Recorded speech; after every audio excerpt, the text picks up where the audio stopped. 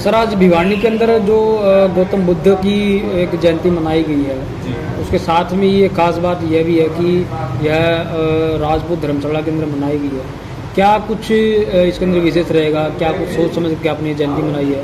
क्या प्रोग्राम है जो क्षत्रिय मूल निवासी महासंघ का? क्षत्रिय मूल निवासी महासंघ के द्वारा समय समय पर महापुरुषों के कार्यक्रम किए जा रहे हैं। जैसे कि 14 अप्रैल को पानीपत के अंदर डॉक्टर B.R. अम्बेडकर जयंती समारोह मनाया गया था। उसी के आधार पर अब जैसे कि बुद्ध पूर्णिमा है, आज गौतम बुद्ध की जयंती है, तो उनकी भी पूर्णिमा जयंती मनाई गई भिवानी शहर के अंदर। इसमें क्षत्रिय मूल निवासी महासंघ का मुख्य उद्देश्य है समस्त समाज को, जो हमारा शूद्र समाज और क्षत्रिय समाज है, उसको एक जाजम बनाने का काम किया जा रहा है। और इसकी शुरुआत करनाल से हुई थी, जहाँ पर करनाल से कुछ भिवानी के नवयुवक प्रभावित हुए और उन्होंने क्षेत्रीय नवयुवकों ने अपने भिवानी के अंदर यह कार्यक्रम की मांग रखी थी कि हम बुद्ध पूर्णिमा का समारोह अपनी भिवानी जिले के अंदर मनाएंगे।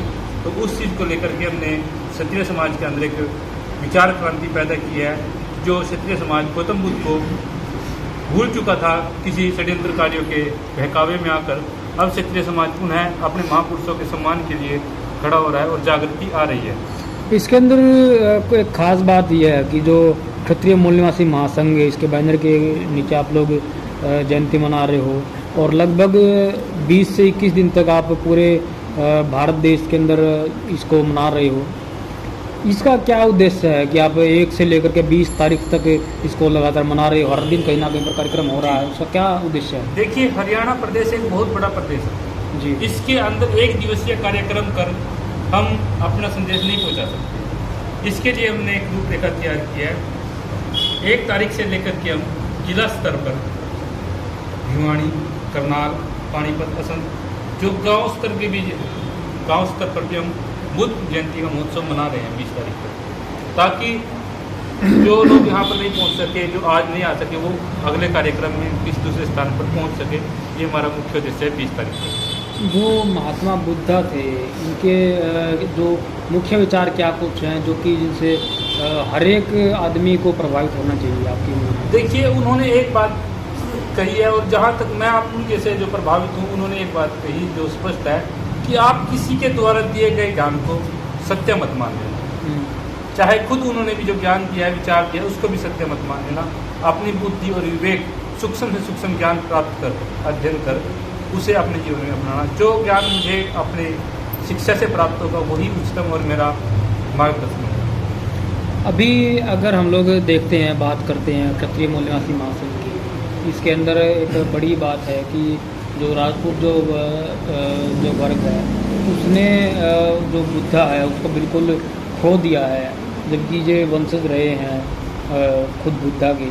तो इसके अंदर क्या कुछ समस्याएं रही इसकी? देखिए, बुद्ध को क्षत्रिय समाज इसलिए भूल गया था क्योंकि एक विशेष जो वर्ग था, उसने हमारे जो धर्म है उसका ठेका ले लिया था, या जो अन्य उनकी मानसिक विचारधाराएं थी, उन्होंने एक हमारे वर्ग पर क्षत्रिय समाज के ऊपर थोपी और उन्होंने जैसे क्षत्रिय समाज को कहा, तो क्षत्रिय समाज ने उनको अपना मार्गदर्शन मान लिया, जो सबसे बड़ा हमारा नुकसान रहा। हमने ये नहीं आकलन किया कि हमारा सही मार्गदर्शक कौन है।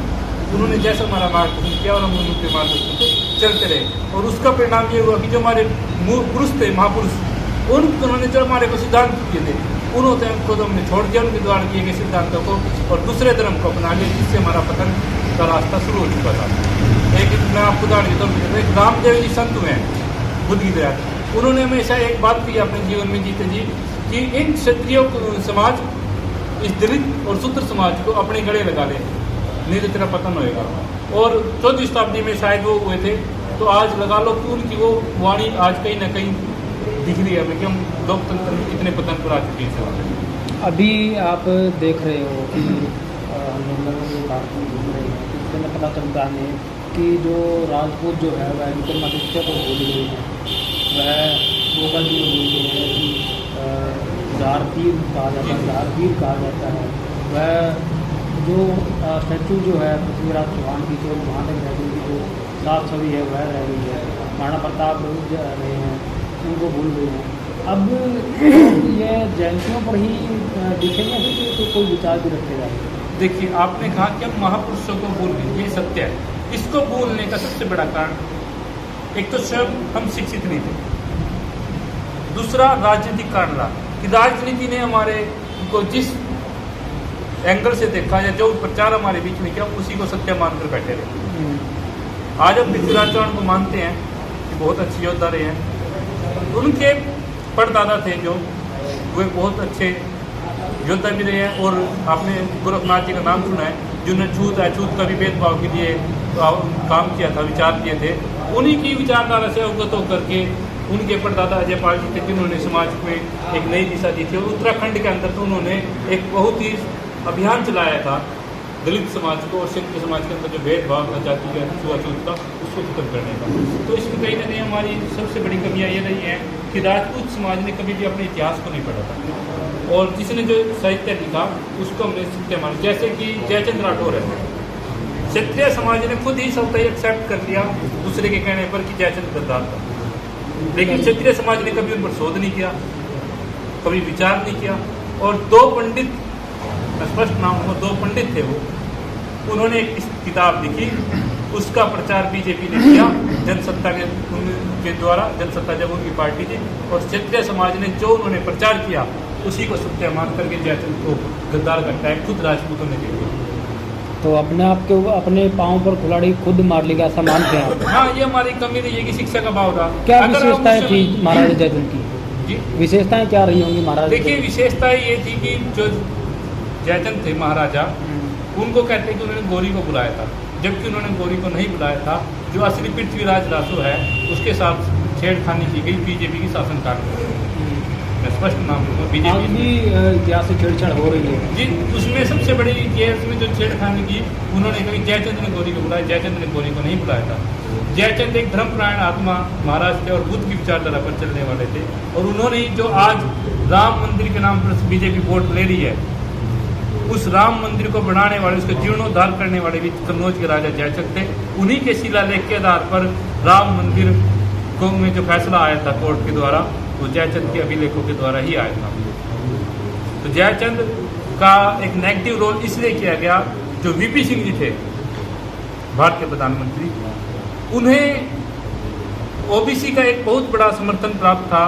बीजेपी ने देखा कि ये तो क्षेत्रीय समाज, दलित समाज को अपने गले लगा रहा है और वीपी सिंह की लोकप्रियता बढ़ती जा रही थी सत्ता के अंदर, क्योंकि उन्होंने मंडल कमीशन लागू किया और ओबीसी की मांगों के लिए। तो बीजेपी के नेता बन गए थे वो। जी बिल्कुल, जनता के नेता बन चुके थे। और सब जब इसने बीजेपी ने देखा, अटल बिहारी वाजपेयी ने, कि ये अब इन लोगों की लोकप्रियता बढ़ चुकी है वीपी सिंह की, तो उन्होंने उसको, जयचंद के वंश से थे वीपी सिंह जी, राठौर थे, तो उन्होंने उसको जयचंद गद्दार का टैग लगा दिया उनके साथ। और क्षत्रियों ने भी उनका प्रचार करना शुरू कर दिया। और आज इतना बड़ा पाखंड हो चुका है कन्नौज के राजा जयचंद पर कि कुछ क्षत्रिय उनके गद्दार बोलने लग गए। आज भी ठाकुरों का नाम यूज किया जा रहा है। एक देवकीनंदन ठाकुर नाम से एक कथावाचक है, ब्राह्मण है वो, लेकिन ठाकुर नाम का यूज। देखिए, मैं ये जो कथावाचक है, जो ये नकली लोग हैं, मैं इनके ऊपर कुछ नहीं बोलना चाहता। जिनके लिए तो ना बोल ले तो नहीं, आपका ठाकुर नाम यूज कर रहे हैं। अरे ठाकुर तो वो एक ग्वालियर के अंदर कुछ लोग हैं षड्यंत्रकारी ब्राह्मण जो ठाकुर शब्द का प्रयोग करते हैं। पंडित राम प्रसाद बिस्मिल, जिसको पंडित बना दिया इन्होंने, वो क्षत्रिय था और तंवर वंशीय क्षत्रिय था, क्रांतिकारी, जिन्होंने काकोरी कांड में ट्रेन उठती थी, उनको लोगों ने पंडित बना दिया और क्षत्रिय थे, तंवर वंशीय। तो ये तो एक इनका षड्यंत्र है। इनको लोगों को तो मड़ाई खाने से मतलब है। तो हमारे महापुरुषों को वो ठाकुर जो कंसेप्ट है, वो राम प्रसाद बिस्मिल जी को पेटेंट करने के लिए ठाकुर शब्द लगा रहे हैं पंडित, जबकि ठाकुरों को कोई गोत नहीं है पंडितों के अंदर, या कोई टाइटल नहीं है। दरअसल क्या है कि राम प्रसाद जो बिस्मिल है वो क्रांतिकारी तंवर वंशीय थे और ग्वालियर के कुछ क्षेत्र में पंडित समाज के द्वारा ठाकुर शब्द प्रचलन में आ गया, ताकि वो राम प्रसाद बिस्मिल को अपना पेटेंट कर ले। क्योंकि राम प्रसाद बिस्मिल जो परिवार है बहुत ही मध्यम और गरीब परिवार से आता है वर्तमान समय में। आगे जो आपके कार्यक्रम रहेंगे उनके अंदर क्या उम्मीद रखते हैं? जी, आगे हमारा जो भी कार्यक्रम है वो शुद्धिकरण का है। कैसा शुद्धिकरण? जो पाखंडवाद के खिलाफ हमने जो शुद्धिकरण का काम शुरू किया है उसको, और अपने जो महापुरुषों का पूर्व जो उनका मार्ग दिया हुआ है उसको लेकर के चलना है। दूसरा, समानता के साथ जो गौतम बुद्ध की विचारधारा है उसको प्रचार करना हमारा क्षात्र धर्म के मार्ग पर हमारा चलना क्षेत्रीय मूल निवासी जन का मेन उद्देश्य। हम किसी पंथ जाति समुदाय की विरोधी नहीं है, ना हम उनको मारना चाहते, कुछ करना चाहते। हमारी विचारधारा ये है कि पाखंडवाद को हम नहीं बर्दाश्त करेंगे और जो हमारे क्षात्र धर्म की विचारधारा है क्षेत्रीय उस विचारधारा के अनुसार चलने का।